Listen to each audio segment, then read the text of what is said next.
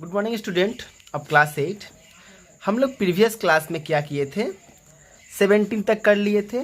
तो आज हम लोग क्या करेंगे, 18 को स्टार्ट करते हैं। ठीक है, हम लोग आज 18 को स्टार्ट करेंगे। ठीक है, तो देखिए 18 में क्वेश्चन क्या बोला गया है।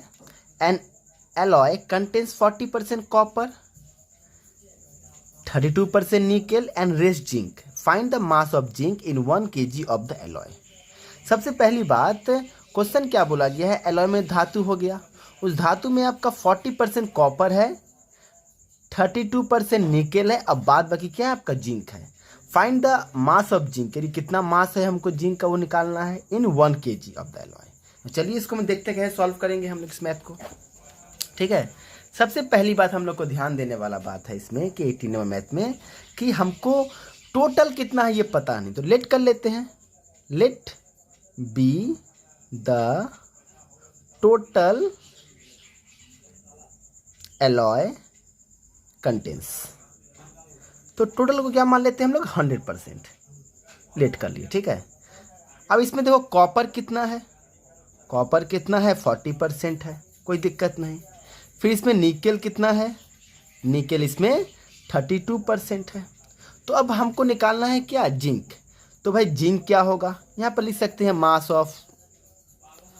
Of copper, mass of nickel भी लिख सकते हैं इसको हम लोग।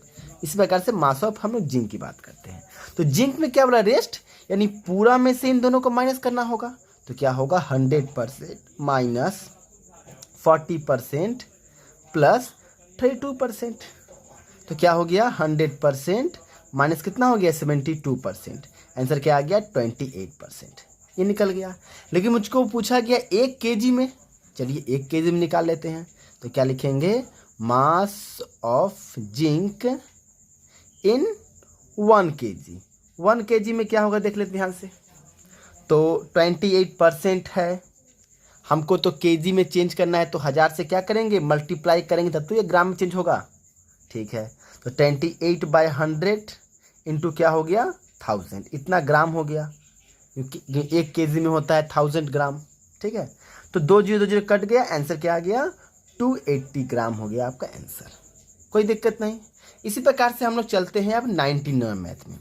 तो पहले मैथ को हम लोग समझ लेते हैं, 19 नंबर मैथ क्या बोल रहा है आपका। ठीक है, चलिए तो 19 नंबर मैथ में क्या देखते हैं हम लोग, क्वेश्चन क्या लिखा है। या 19 उसी प्रकार का मैथ है, आप लोग कर सकते हैं। 20 भी उसी प्रकार मैथ आप कर सकते हैं। देखिएगा एक बार 21 देखिए थोड़ा सा अलग मैथ है आपका। 21 पे हम लोग फोकस करते हैं। क्या लिखा हुआ है, डिवाइड 7000 अमॉन्ग ABC, मतलब 7000 रुपया को ABC में बांटना है। Such that A gets 50% of what B gets, यानी A जो है 50% ऑफ B जितना मिला है उतना A को मिला है, B gets 50% of what C। तो ये कंडीशन दिया हुआ है, तो चलिए इसको हम समझ लेते हैं। तो सबसे पहला बात हमको क्वेश्चन में क्या बोल के दिया है, ABC के मतलब ABC 3 तो हमारे पास है, 3 आदमी बोल सकते हैं, उसके बीच 7000 रुपये का बांटना है। उसके पहले क्या बोला है, A को कितना मिला है, A को मिला है 50% ऑफ B, यही बोला गया है। और फिर B को कितना मिला है 50% ऑफ C मिला है। ठीक है यहाँ तक, तो यहाँ तक ठीक है। आगे देखते हैं, तो फर्स्ट वाला को देखते हैं क्या लिखा हुआ था, A equal to 50% of B था। ठीक है, तो A इक्वल टू 50% का मतलब नीचे में 100 हो गया, और ऑफ मतलब मल्टीप्लाई B। अगर B को इधर लाए तो हम लिख सकते हैं A/B इक्वल टू, काट ले तो हम लोग बोल सकते हैं 1/2। तो यहाँ से बोल सकते हैं A/B कितना हो गया 1:2 हो गया। ठीक है, अब यहाँ पे सॉल्व करते हैं नेक्स्ट वाला को। तो B इक्वल टू क्या था 50% ऑफ C था।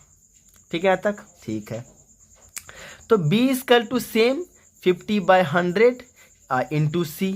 अगर हम लोग B/C निकाले तो क्या हो जाएगा, B/C निकालेंगे तो काट लेंगे हम लोग फिर उसी प्रकार से, तो 1/2। तो B/C भी कितना हो गया आपका, इस प्रकार से देख लीजिए आप लोग। तो इस प्रकार से B/C भी क्या हो गया 1:2 हो गया, कोई दिक्कत नहीं। देख लीजिए हम लोग को यहाँ तक। अब देखिए A/B पता है, B/C पता है, तो हम लोग ऐसा क्या करें, तो हम लोग A/B/C निकालना होगा। तो इसके लिए क्या करते हैं हम लोग, ध्यान से देखिएगा। मुझको पता है A:B 1:2 है, B:C क्या है 1:2 है। हमको निकालना क्या है एक्चुअल में A:B:C निकालना है। देखिए दोनों B वाला को टिक कर लेते हैं हम लोग, ये दोनों B है आपका। अब देखिए ध्यान से, ये दोनों B वाला को टिक कर लिए तो कैसे करेंगे हम लोग, ये पूरे टर्म को इससे मल्टीप्लाई करेंगे जिसमें टिक किए हैं, और ये पूरे टर्म को इससे मल्टीप्लाई करेंगे तो क्या आ जाएगा देख लीजिए। A:B क्या आएगा आपका, क्या बोले, ये पूरे टर्म को पहले दोनों B को टिक कर लेंगे, ठीक है। तो ये पूरे टर्म को किससे मल्टीप्लाई करेंगे, टिक किया से, यानी 1 से। तो 1 को 1 से किए तो 1, 2 को 1 से किए तो भी क्या 2 हुआ। अब देखिए B:C नया निकालेंगे, इस पूरे टर्म को किससे मल्टीप्लाई करेंगे, 2 से करेंगे। देखिए तो क्या हो गया, एक 1 का किए 2 से तो कितना हो गया 2:2, और 2 का 2 से किए तो 4 हो गया। अब देखिए आई थिंक मैं निकल गया होगा यहाँ से, A:B:C का वैल्यू क्या आया होगा, ध्यान दीजिए। तो A का वैल्यू तो 1 है, B का वैल्यू कितना है, देखिए दोनों जगह सेम हो गया है 2, और C का वैल्यू कितना है 4 है। तो इस प्रकार से हम लोग A:B:C का वैल्यू निकाल लिए हैं।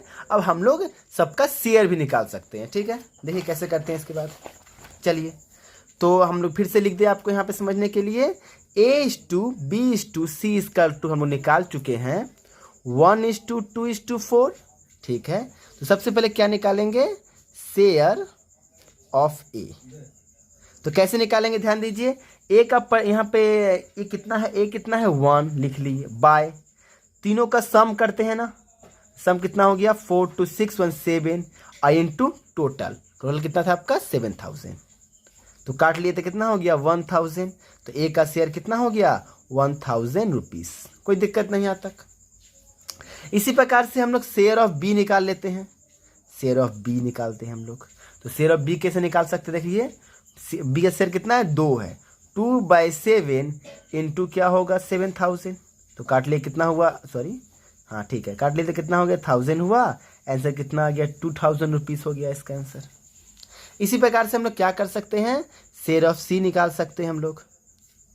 तो यहाँ पे ध्यान दीजिएगा, C कितना है आपका 4 है, C 4 है तो कितना हो गया 4/7 इंटू क्या हो गया 7000, काट लिए तो कितना हो गया 1000, आंसर क्या आ गया 4000 रुपीज़, ठीक है। इस प्रकार से देख सकते हैं A का शेयर हो गया आपका 1000 रुपीज़, B का हो गया 2000 रुपीज़ एंड C का हो गया 4000 रुपीज़।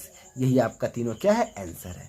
इस प्रकार से हम लोग 21 नंबर भी सॉल्व कर लिए, और 22 23 आपका होमवर्क रहेगा, यानी क्या 17 के बाद से हम 2 को मैथ दिखाए, और जितने मैथ बच गए वो सारे के सारे आपके होमवर्क है, उसे कीजिएगा। अगर नहीं बनेगा तो मुझसे पूछ लीजिएगा, अगला वीडियो में इसको बता देंगे, ठीक है।